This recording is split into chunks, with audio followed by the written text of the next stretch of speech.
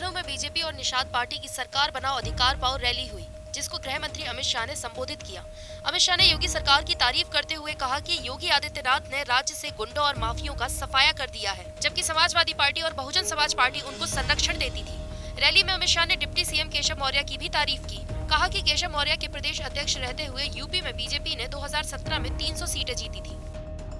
मित्रों, आज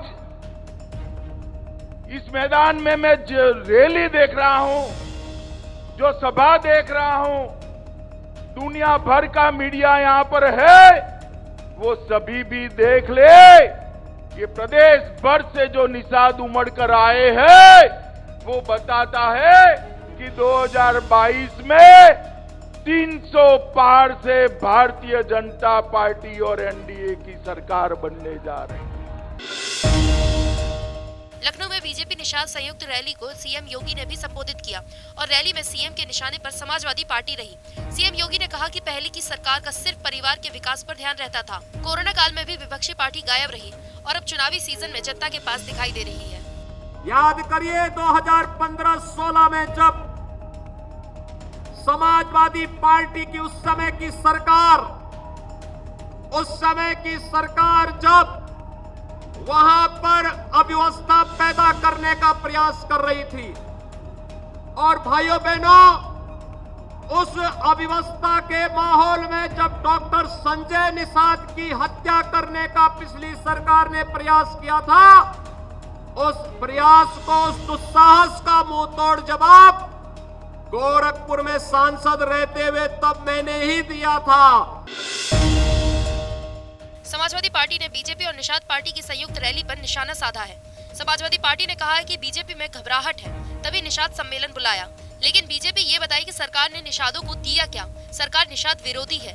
बीजेपी ने आरक्षण मांगने वालों को लाठियों से पीटा है। सपा सरकार में आएगी तो निषाद राज और फूलन देवी का भव्य स्मारक बनेगा। और माननीय अखिलेश यादव जी की पूर्ण और प्रचंड बहुमत की सरकार बनाने का काम करेंगे और बीजेपी की जमानतें जब्त कराने का काम करेंगे। और वो बीजेपी जिसने हमारी बहन वीरांगना फूलन देवी को अपमानित किया हो और लगातार अपमानित किया, उसके बाद में ना बीजेपी ने माफी मांगी, ना बीजेपी के किसी नेता ने उन पर कार्रवाई की। संसद की कार्यवाही लगातार तीसरे दिन हंगामे की भेंट चढ़ गई। विपक्ष लगातार अजय मिश्रा टेनी के इस्तीफे की मांग कर रहा है। लखीमपुर खीरी कांड को लेकर शुक्रवार को भी विपक्षी सांसदों ने हंगामे के बीच लोकसभा की कार्यवाही सोमवार तक के लिए स्थगित कर दी।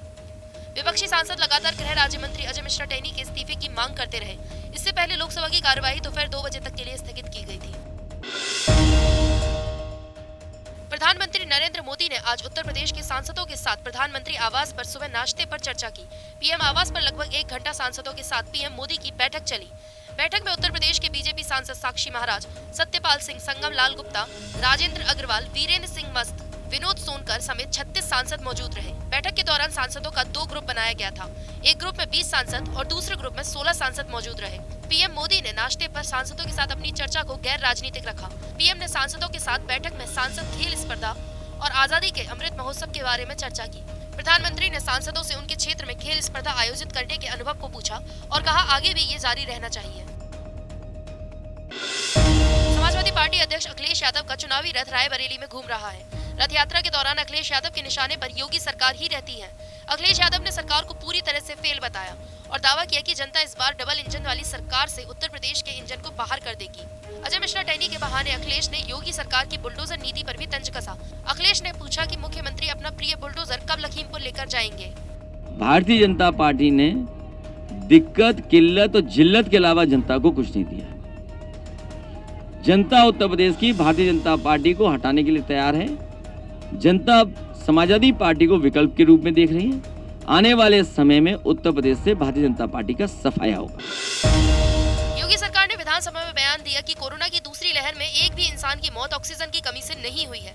इस बयान पर सियासी दंगल शुरू हो गया है। अखिलेश यादव ने सरकार पर करारा हमला बोलते हुए कहा कि सरकार कहती है बिना ऑक्सीजन की कोई जान नहीं गई। इससे बड़ा झूठ कोई नहीं हो सकता।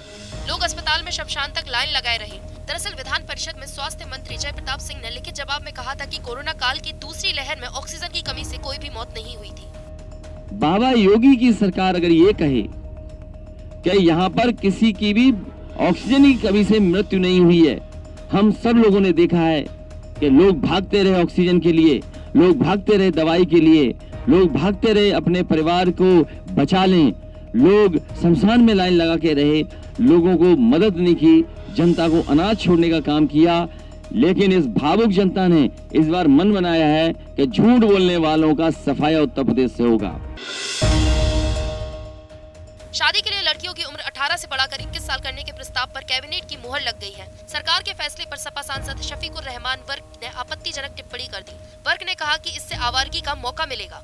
वर्क के बयान पर सियासी बवाल बढ़ गया, जिसके बाद शफीकुर रहमान वर्क ने अपने बयान की सफाई दी। लड़कियों को ज्यादा उम्र बढ़ा देने से बहरहाल हालात बिगड़ेंगे और जो 18 साल की उम्र भी काफी थी उनके लिए जी, और वो हमेशा चली आ रही थी और वरना इसमें ज्यादा आवारगी का मौका मिलेगा। इसमें मतलब आप कह रहे हैं आवारगी का मौका मिलेगा?